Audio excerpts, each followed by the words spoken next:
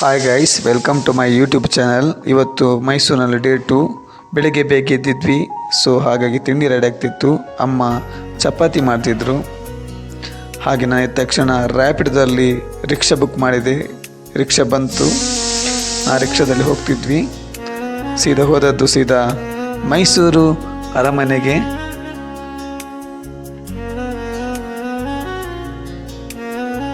ತುಂಬ ಸುಂದರವಾದ ಮೈಸೂರಿನ ಕರ್ನಾಟಕದ ಹೆಮ್ಮೆಯ ಅರಮನೆ. ಒಳಗೆ ಹೋದ ತಕ್ಷಣ ತುಂಬ ಜನ ಇದ್ರು. ಇವತ್ತು ವೀಕೆಂಡ್ ಅಲ್ವಾ, ಸೊ ಕ್ರೌಡ್ ಇತ್ತು. ಹೋದ ತಕ್ಷಣ ನಮಗೆ ಕಣ್ಣಿಗೆ ಬಿದ್ದದ್ದು ಅಲ್ಲಿಯ ಬಾಗಿಲುಗಳು, ಕಂಬಗಳು, ಸುಂದರವಾದ ಕೆತ್ತನೆಗಳು. ಎಷ್ಟು ಸಾವಿರ ವರ್ಷವಾದರೂ ಕಣ್ಣು ಕುಕ್ಕುವಂತಹ ರಮಣೀಯ ಕೆತ್ತನೆಗಳು. ಹಾಗೆ ವಸ್ತು ಪ್ರದರ್ಶನಕ್ಕಿಟ್ಟ ರಾಜರಿಗೆ ಸಿಕ್ಕಂತಹ ಉಡುಗೊರೆಗಳು. ಅಲ್ಲಿ ಗೋಡೆಗಳಲ್ಲಿ ಬಿತ್ತಿರುವ ಚಿತ್ರಗಳು. ಅರಮನೆಯ ಒಳಾಂಗಣ, ಸಭಾಂಗಣ ಎಷ್ಟು ಸುಂದರವಿತ್ತೆಂದರೆ ನೋಡಲು ಎರಡು ಕಣ್ಣು ಸಾಲುವುದಿಲ್ಲ. ಆ ಕಂಬದ ಕೆತ್ತನೆಗಳು.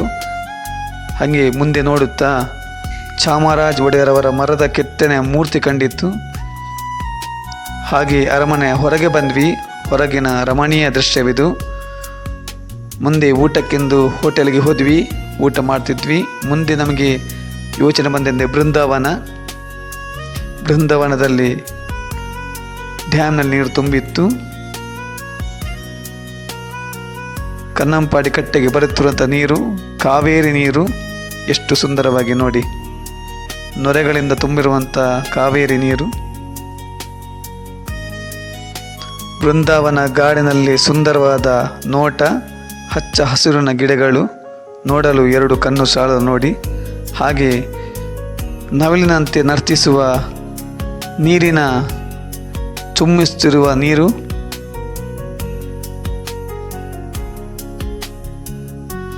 ನನ್ನ ಹೆಂಡತಿ ತುಂಬ ಖುಷಿ ಪಡ್ತಿದ್ರು. ಹಾಗೆ ಅಮ್ಮ ಸಹ.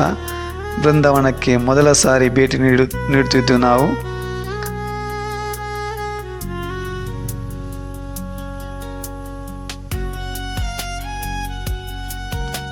ಹಾಗೆ ನೋಡುತ್ತಾ ಬೃಂದಾವನ ಮುಂದೆ ಸಾಗುತ್ತಾ ಸಮಯ ಮುಗಿದಿದ್ದೇ ಗೊತ್ತಾಗಲಿಲ್ಲ. ಹಾಗೆ ನಾವು ಮತ್ತೆ ಹೊರಟದ್ದು ಪುನಃ ಮನೆಯ ಕಡೆಗೆ. ಹಾಗೆ ನಮ್ಮ 2ನೇ ದಿನದ ಮುಕ್ತಾಯವಾಯಿತು. Thank you so much. Mysuru ತುಂಬ ಸುಂದರವಾಗಿದೆ. ಧನ್ಯವಾದಗಳು ಫಾರ್ ವಾಚಿಂಗ್.